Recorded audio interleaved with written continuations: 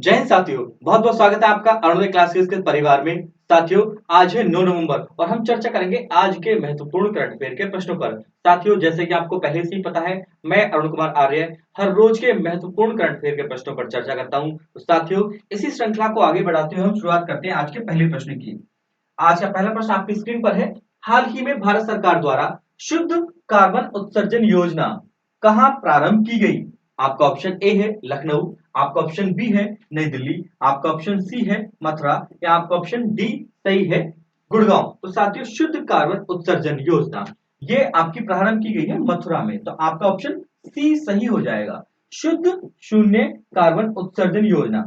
साथियों, जैसे कि आपको पता है कि भी हाल ही में ग्लोबल वार्मिंग से पृथ्वी बहुत जूझ रही है ना? तो इस समस्या को आगे मतलब इस समस्या के लिए सुधार करने के लिए हमारे वैज्ञानिक तरह तरह के उपाय ला रहे हैं। तो उस उन उन उपायों में एक योजना है शुद्ध शुद्ध शून्य कार्बन उत्सर्जन योजना, जो कि बहुत ही कारगर सिद्ध होगी। जो मथुरा वृंदावन क्षेत्र है, भारत का एक पहला ऐसा ये राज्य बन गया है, सॉरी जिला बन गया है, एक ऐसा क्षेत्र बन गया है जहां पर शुद्ध शून्य कार्बन योजना को लॉन्च किया गया है। शुद्ध शून्य कार्बन उत्सर्जन योजना के तहत जितने भी वाहन है वहां पर इस क्षेत्र में यानी कि मथुरा के और जितने भी वृंदावन मथुरा वृंदावन ब्रज आसपास के जितने भी क्षेत्र हैं वहां पर सारे वाहनों का पूर्ण प्रतिबंध लगा दिया जाएगा। केवल और केवल इलेक्ट्रिक वाहन ईवी इलेक्ट्रिक वाहनों को प्रवेश की अनुमति दी जाएगी। तो अब इलेक्ट्रिक वाहन आप देख सकते हैं, इलेक्ट्रिक वाहन जो है साथियों कार्बन उत्सर्जन योजना में महत्वपूर्ण अपना योगदान दे रहे हैं। इलेक्ट्रिक व्हीकल को बहुत ही मान्यता दी जाएगी और आने वाले समय में मैं मानता हूं कि अपना जो देश है वो धीरे धीरे इलेक्ट्रिक वाहन की ओर इलेक्ट्रिक चीजों की ओर बढ़ रहा है। इलेक्ट्रिक वाहन की बहुत सारी अधिकता होने वाली है और होनी भी चाहिए। अपने पर्यावरण को और बहुत सारी चीजों को जो पृथ्वी पर इतने ग्लोबल वार्मिंग जैसे खतरे मंडरा रहे हैं, इन सबसे बचने के लिए, इन सबके निपटान के लिए इलेक्ट्रिक वाहन का प्रयोग करना आवश्यक है। तो ये शुद्ध शून्य कार्बन उत्सर्जन योजना का जो प्रारंभ किया गया है वो कहाँ किया गया है दोस्तों? मथुरा में। कहाँ किया गया है? मथुरा में। चलिए हम बढ़ते हैं अपने नेक्स्ट प्रश्न की ओर। नेक्स्ट प्रश्न है हमारा, हाल ही में विधि आयोग के अध्यक्ष, कौन सा आयोग साथियों? विधि आयोग के अध्यक्ष के रूप में किसे नियुक्त किया गया है ना? विधि आयोग के अध्यक्ष कौन बने हैं? आपका ऑप्शन ए है अशोक कुमार माथुर, आपका ऑप्शन बी है ऋतुराज अवस्थी, आपका ऑप्शन सी है विमल कुमार राय या आपका ऑप्शन डी है जगन्नाथ विद्याधर महापात्रा। साथियों, विधि आयोग के जो अध्यक्ष चुने गए हैं वो चुने गए हैं ऋतुराज अवस्थी। कौन चुने गए हैं? ऋतुराज अवस्थी। क्या है विधि आयोग, उसके विषय में थोड़ा सा जानेंगे। साथियों, विधि आयोग एक ऐसा आयोग है भारत सरकार के द्वारा विधि, लॉ, कानून संबंधी विषयों पर चर्चा करने के लिए एक ऑर्गेनाइजेशन है, एक संस्था है। कौन सा? विधि आयोग। सर्वप्रथम इसको 1834 में बनाया गया था साथियों। 1834 में पहला विधि आयोग बनकर तैयार हुआ था। पहला विधि आयोग कब बनाया गया था साथियों? 1834 में। 1834 में पहला विधि आयोग बनाया गया था। अब तक साथियों 21 विधि आयोग बन चुके हैं। 21 विधि आयोग बन चुके हैं और 22वें विधि आयोग के गठन को भी शासन ने मंजूरी दे दी है। 22वें विधि आयोग को भी शासन ने मंजूरी दे दी है। 22वां विधि आयोग के लिए शासन ने मंजूरी दे दी है। साथियों, जो हमारा 21वां विधि आयोग था ये 2018 में इसका कार्यकाल समाप्त हो गया। 2018 में इसका कार्यकाल समाप्त हो गया और जो 21वें विधि आयोग के अध्यक्ष थे वो कौन थे साथियों? बलवीर सिंह चौहान। बलवीर सिंह चौहान 21वें विधि आयोग के अध्यक्ष थे। बलवीर सिंह चौहान। बलवीर सिंह चौहान कौन थे? 21वें विधि आयोग के अध्यक्ष थे। 21वें विधि आयोग के कौन थे? अध्यक्ष थे बलवीर सिंह चौहान। 22वें विधि आयोग को शासन ने मंजूरी दे दी है। ठीक है साथियों, तो अभी जो क्या था आपका प्रश्न, विधि आयोग के भी हाल ही में जो अध्यक्ष चुने गए हैं वो कौन चुने गए हैं? ऋतुराज अवस्थी। ठीक है साथियों, चलिए बढ़ते हैं अपने नेक्स्ट प्रश्न की ओर। नेक्स्ट प्रश्न है हमारा, हाल ही में आसियान भारत शिखर सम्मेलन, आसियान भारत शिखर सम्मेलन का आयोजन कहाँ किया जा रहा है? आसियान भारत शिखर सम्मेलन का आयोजन कहाँ किया जा रहा है? आपका ऑप्शन ए है इंडोनेशिया, आपका ऑप्शन बी है संयुक्त अरब अमीरात, आपका ऑप्शन सी है थाईलैंड या आपका ऑप्शन डी है कंबोडिया। तो साथियों, आसियान भारत शिखर सम्मेलन का आयोजन जो किया जा रहा है वो किया जा रहा है आपके कंबोडिया में। आपके कंबोडिया में है, एशियन कंट्री है, एशिया महाद्वीप का एक देश है। कौन सा? कंबोडिया। एशियान भारत शिखर सम्मेलन का आयोजन कहाँ किया जा रहा है? कंबोडिया में। थोड़ा सा जानेंगे इसके विषय में, कंबोडिया के विषय में। कंबोडिया, कंबोडिया किसका देश है? किसका देश है? एशिया महाद्वीप का देश है। कहाँ किया जा रहा है इसका आयोजन? कंबोडिया में, कंबोडिया में। ठीक है दोस्तों, एशिया महाद्वीप का एक देश है कंबोडिया। एशियान भारत शिखर सम्मेलन का आयोजन किया जा रहा है। अगर बात करें हम कंबोडिया की कैपिटल की, बात करें हम कंबोडिया के कैपिटल की, तो कंबोडिया की कैपिटल है नामपेन। कौन सी कैपिटल है साथियों? नामपेन, नामपेन, नामपेन इसकी कैपिटल है। नामपेन इसकी कैपिटल है। अगर बात करें इसकी करेंसी की, तो करेंसी इसकी क्या है दोस्तों? Cambodian riel. Currency, currency, currency क्या है कंबोडिया की? कंबोडिया की करेंसी क्या है? Cambodian riel. क्या है? कंबोडियन रियाल। कंबोडियन रियाल इसकी करेंसी है, कंबोडियन रियाल। तो एशियान भारत शिखर सम्मेलन का आयोजन कहाँ किया जा रहा है? कंबोडिया में। एशियान भारत शिखर सम्मेलन का आयोजन कहाँ किया जा रहा है साथियों? कंबोडिया में। चलिए हम बढ़ते हैं अपने अगले प्रश्न की ओर। अगला प्रश्न आपकी स्क्रीन पर है, हाल ही में सिक्किम के पहले ब्रांड एम्बेसडर के रूप में किसे नियुक्त किया गया? सिक्किम के पहले ब्रांड एम्बेसडर के रूप में किसे नियुक्त किया गया है? आपका ऑप्शन, ये ऑप्शन आपके गलत हो गए हैं, कोई बात नहीं साथियों। जो सिक्किम के पहले ब्रांड एम्बेसडर के रूप में नियुक्त किया गया है, वो नियुक्त किया गया है ए.आर. रहमान को। किसे नियुक्त किया गया है? ए.आर. रहमान को। ए.आर. रहमान, ए.आर. रहमान को नियुक्त किया गया है सिक्किम का पहला ब्रांड एम्बेसडर। सिक्किम का पहला ब्रांड एम्बेसडर। थोड़ा सा जान लेंगे सिक्किम के विषय में। और ये कौन है? ए.आर. रहमान। किस क्षेत्र में विशिष्ट योगदान रखते हैं अपना? सिंगिंग के क्षेत्र में। किस क्षेत्र में? सिंगिंग के क्षेत्र में विशिष्ट योगदान रखते हैं कौन? ए.आर. रहमान। ए.आर. रहमान जी को क्या नियुक्त किया गया है? सिक्किम का ब्रांड एम्बेसडर। सिक्किम का ब्रांड एम्बेसडर। सिक्किम का ब्रांड एम्बेसडर किसे नियुक्त किया गया है? ए.आर. रहमान को। किसे? ए.आर. रहमान को।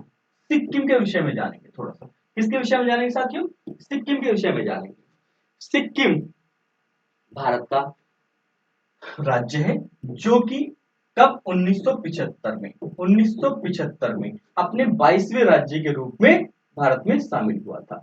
सिक्किम भारत का 22वां राज्य है जो कि 1975 में बन गया था। जो कि कब बन गया था? 1975 में बन गया था। सिक्किम की अगर राजधानी की बात करें, सिक्किम की अगर राजधानी की बात करें साथियों, तो सिक्किम की राजधानी है गंगटोक। क्या राजधानी है सिक्किम की? गंगटोक राजधानी है सिक्किम की। गंगटोक राजधानी है सिक्किम की।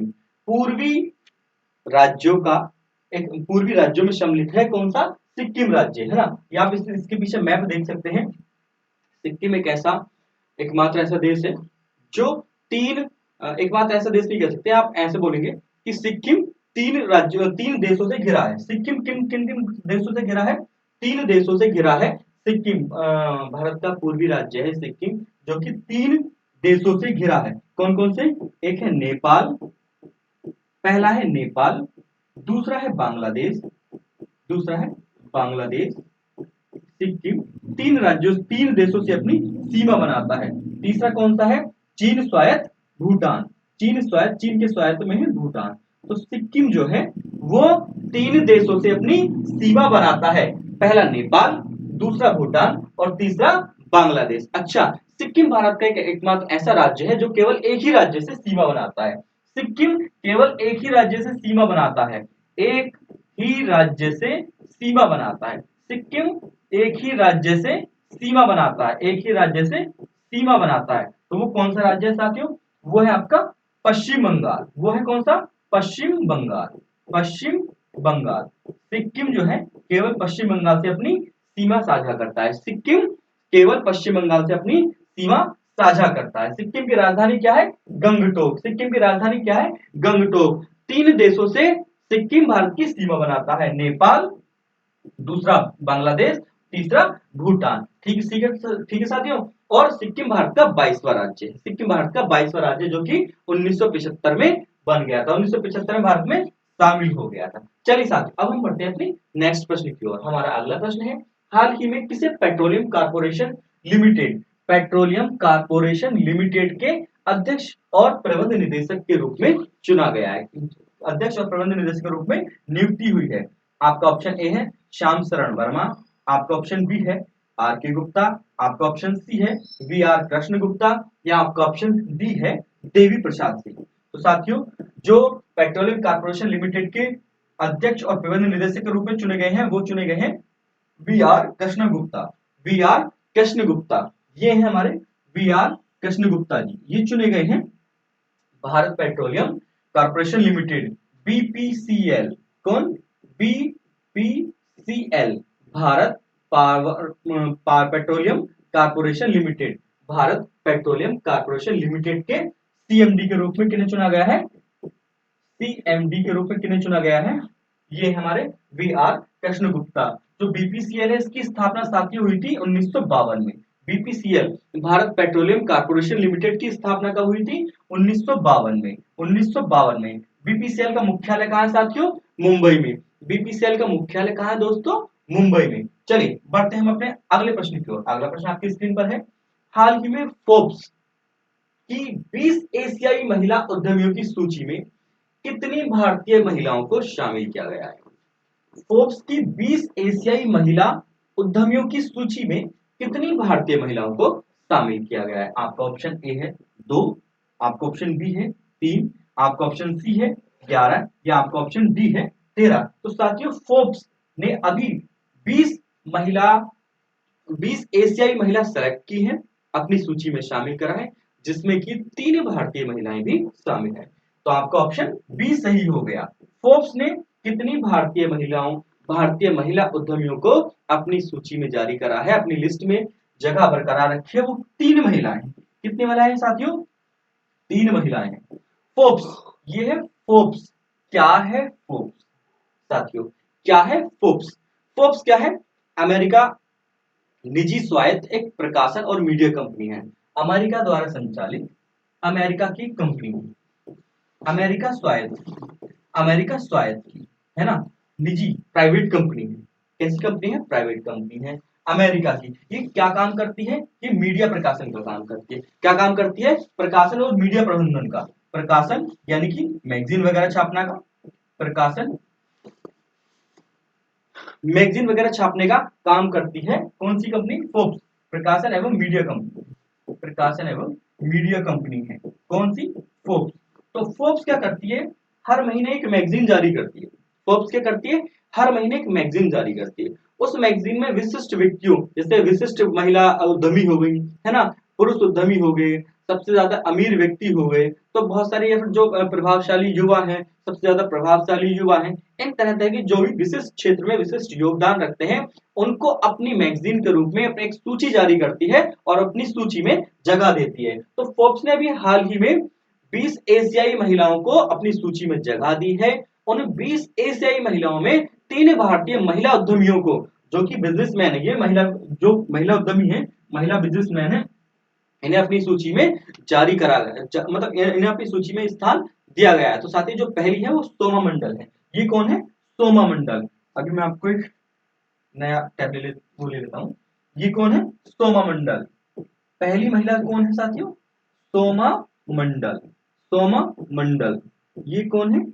Cell, SAIL, SAIL, steel authority of India limited, SAIL, steel authority of India limited, उसकी चेयरपर्सन है। ये कौन है? Steel authority of India limited, SAIL की चेयरपर्सन है। कौन? सोमा मंडल। दूसरी महिला है नमिता थापर। दूसरी महिला है नमिता थापर। दूसरी महिला है नमिता थापर, जिसने जो कि फोर्ब्स द्वारा आयोजित जो पत्रिका है ना, 3 महिला उद्यमी, 20 महिला उद्यमियों में 3 महिला उद्यमियों में अपना नाम बरकरार रखा है। वो ये कौन है? फार्मा इंडिया की एग्जीक्यूटिव ऑफिसर है ना, फार्मा इंडिया की एग्जीक्यूटिव ऑफिसर है। कौन सी? नमिता थापर। तीसरी महिला उद्यमी है साथियों गजल अलख। गजल अलख, गजल अलख, गजल अलख।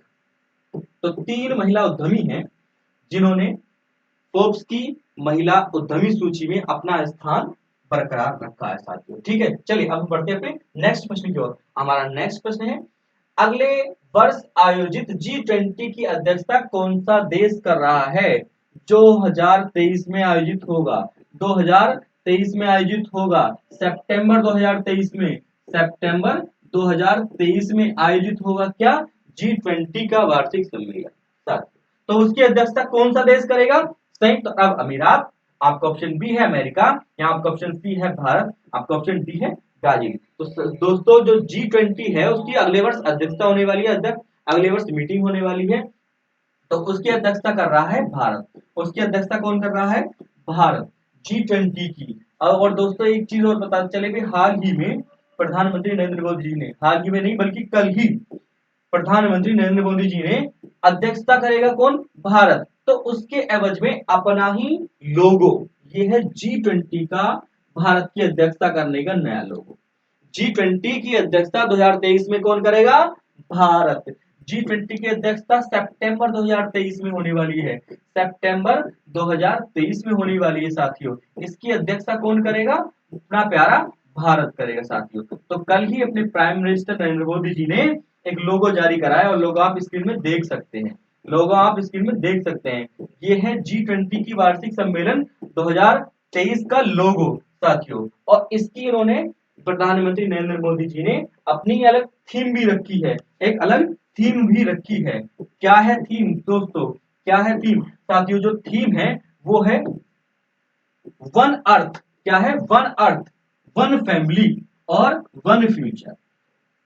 एक पृथ्वी, एक परिवार, एक भविष्य, ये 2023 में आयोजित होने वाले G20 की थीम है।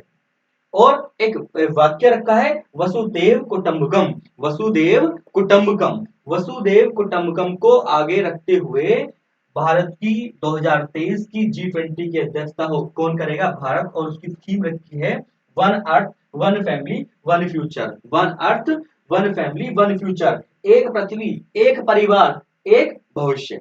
G20 साथियों आपको पता होगा G20 क्या है साथियों, G20 एक 19 देश और एक यूरोपियन फोरम है, ठीक है, यानी कि 20 संस्थाएं होगी, 20 ऑर्गेनाइजेशन होगी, 20 सदस्यीय देशों का एक समूह है। कौन सा, G20 20 सदस्यीय देशों का एक समूह है।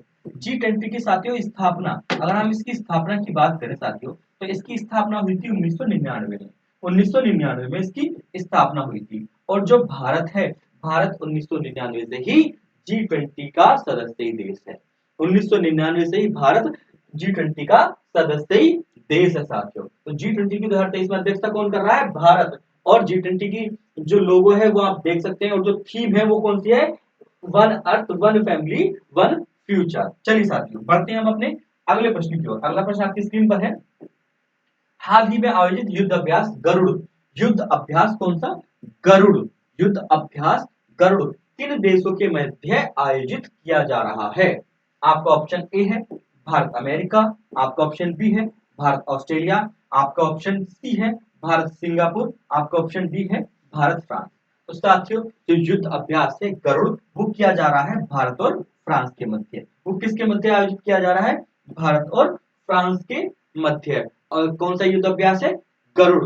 ये भारतीय वायु स्टेशन है, भारतीय वायु स्टेशन जोधपुर, तो जोधपुर में इसका आयोजन किया जा रहा है। जोधपुर, जोधपुर वायु स्टेशन से किसका आयोजन किया जा रहा है, India France carry out, India France carry out, यानी कि भारत फ्रांस युद्ध अभ्यास है, भारत फ्रांस का वायुसेना युद्ध अभ्यास है। कैसा युद्ध अभ्यास है, वायुसेना युद्ध अभ्यास है, एक प्रकार की अभ्यास प्रैक्टिस है एयरफोर्स की, एयरफोर्स की, इंडियन एंड फ्रांस एयरफोर्स की एक युद्ध अभ्यास है, प्रैक्टिस युद्ध अभ्यास है, जिसको नाम दिया गया है युद्ध अभ्यास गरुड़ साथियों, युद्ध अभ्यास गरुड़। साथियों अगर हम बात करें वायुसेना दिवस की, तो वायुसेना दिवस कब मनाते हैं, वायुसेना दिवस, भारतीय वायुसेना दिवस, वायुसेना दिवस कब मनाते हैं हम मनाते हैं 8 अक्टूबर को।